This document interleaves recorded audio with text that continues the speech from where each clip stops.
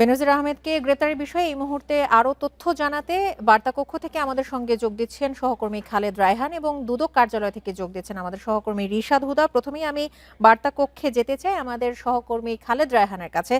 রায়হান, ইন্টারপোলের মাধ্যমে এর আগে কি কখনো কোনো আসামিকে বাংলাদেশে আনা হয়েছে? এখন পর্যন্ত আপনার কাছে এই বিষয়ে কি তথ্য রয়েছে? দেখুন, প্রথম বিষয়টি হচ্ছে যেই গ্রেপ্তারের বিষয়টি আজকে সামনে এসেছে, সেই গ্রেপ্তার কিন্তু গত পরশুদিন করা হয়েছে।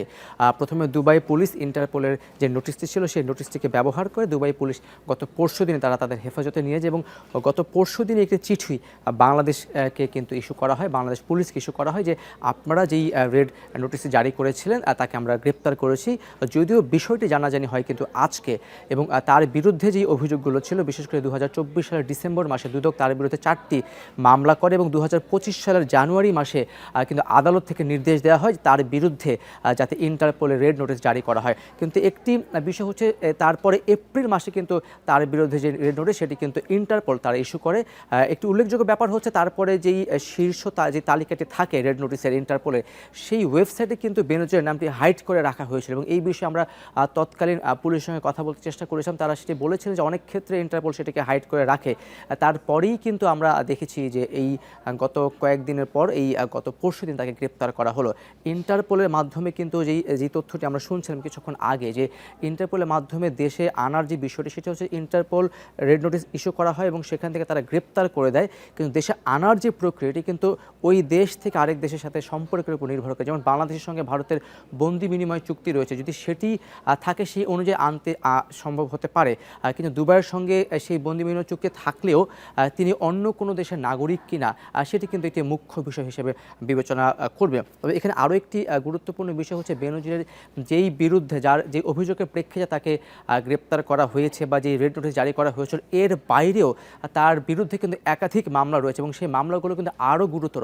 আপনি সে জানেন যে বেনজির বাংলাদেশে 2020 সাল থেকে 2022 সালের সেপ্টেম্বর, মানে 2.5 বছরের মতো তিনি কিন্তু আইজিপি ছিলেন এবং তার আগে তিনি র্যাবের মহাপরিচালক ছিলেন, তার আগে ডিএমপি কমিশনার ছিলেন। তিনি যখন র্যাবের মহাপরিচালক ছিলেন তখন তার বেশ কিছু গুম খুনের অভিযোগের প্রেক্ষিতে আপনি নিশ্চয়ই জানেন যে তখন এটি আমেরিকা থেকে স্যাংশন দেওয়া হয়েছিল এবং সেই স্যাংশনে 2021 সালে দেওয়া হয়েছিল এবং তারপরে যখন 2024-এর 5 আগস্টে আওয়ামী লীগ সরকারের পতন হয়, তারপরেই কিন্তু তার বিরুদ্ধে একাধিক মামলা হয়েছে এবং সেখানে কিন্তু গুম খুনের অভিযোগ রয়েছে। এছাড়াও বেশ কিছু স্যাংশনকে সামনে রেখে বেশ কিছু মামলাও কিন্তু রয়েছে এবং তার যে দুর্নীতির যে অভিযোগগুলো সেগুলোও কিন্তু রয়েছে। সবগুলো বিবেচনা করেই কিন্তু তিনি যদি দেশে আসেন, স্বরাষ্ট্রমন্ত্রী যেটি বলছেন যে 30 দিনের মধ্যে তাকে দেশে ফিরিয়ে আনা হবে, চেষ্টা করা হবে। যদি দেশে ফিরে তিনি আসেন বা তাকে আনা যায়, তাহলে কিন্তু শুধুমাত্র দুদকের যে 4টি মামলা রয়েছে সেগুলোই না, এছাড়াও তার বিরুদ্ধে যেই গুম খুন থেকে শুরু করে আরও বেশ কিছু মামলা রয়েছে, সেই মামলাগুলোরও কিন্তু তার মুখোমুখি হতে হবে এবং সেই ক্ষেত্রে বাংলাদেশ সরকার কতটা আন্তরিকতার সাথে এবং কতটা দ্রুততার সাথে ইউএর সাথে যোগাযোগ করে, এবং সে যদি অন্য কোনো দেশের পাসপোর্ট হোল্ডার হয়ে থাকেন সেই ক্ষেত্রে সেই সকল দেশের সঙ্গে যোগাযোগ করে তাকে কত দ্রুত সময়ের মধ্যে দেশে আনা যায়, আর সেটি হয়তো আসলে সরকারের যেই দক্ষতা বা সরকারের যেই আনুষ্ঠানিক যেই প্রক্রিয়া সেটির উপর ভিত্তি করে কিন্তু সেই তথ্যগুলো আসলে জানা যাবে। রায়হান, আপনি আমাদের সঙ্গে থাকুন। এই মুহূর্তে আমাদের সঙ্গে রাজধানীর সেগুনবাগিচার দুদক কার্যালয় থেকে যোগ দিয়েছেন সহকর্মী রিশাদ হুদা। তার কাছে একটু আমরা জানতে চাই। রিশাদ, নিশ্চয়ই আপনি শুনতে পাচ্ছেন, দুদকের মামলায় তাকে গ্রেপ্তার হওয়ার কথা আমরা শুনতে পেয়েছি। এখন পর্যন্ত দুদক কার্যালয় থেকে কি জানানো হয়েছে এবং এখন পর্যন্ত তাকে গ্রেপ্তারের বিষয়ে সবশেষ কি আছে আপনার কাছে? দুদক সাবেক আইজিপি বেনজিরের বিরুদ্ধে মোট 6টি মামলা করেছে। এই 6টি মামলা হচ্ছে যে 4টি হচ্ছে যে তার পরিবারের সদস্য এবং সে সহ যে অবৈধ সম্পদের যে অভিযোগ ছিল সেই অভিযোগে 74 কোটি টাকার অবৈধ সম্পদের মামলার অভিযোগে তাদের বিরুদ্ধে মামলা করেছে। এছাড়া আরেকটি মামলা হচ্ছে 13 কোটি টাকা মানি লন্ডারিংয়ের অভিযোগে। এই অর্থ পাচার অবশ্য দেশের বাইরে করেনি, সে দেশের ভেতরেই সে পুলিশ ব্যাংকের যে টাকা সেই টাকা সে ব্যক্তিগত অ্যাকাউন্টে নিয়ে আত্মসাৎ করেছে। এই বিষয়ে কিন্তু আরেকটি 13 কোটি টাকার মামলা তার বিরুদ্ধে করা হয়েছে। সবচেয়ে গুরুত্বপূর্ণ যেটি দেখছে ইন্টারপোল সেটি হচ্ছে যে এইসব বিষয় আসলে ইন্টারপোলের খুব বেশি গুরুত্ব দেয়নি, কারণ হচ্ছে যে এইসব বিষয় ইন্টারন্যাশনাল ইস্যু নয়, যার কারণেই দেয়নি।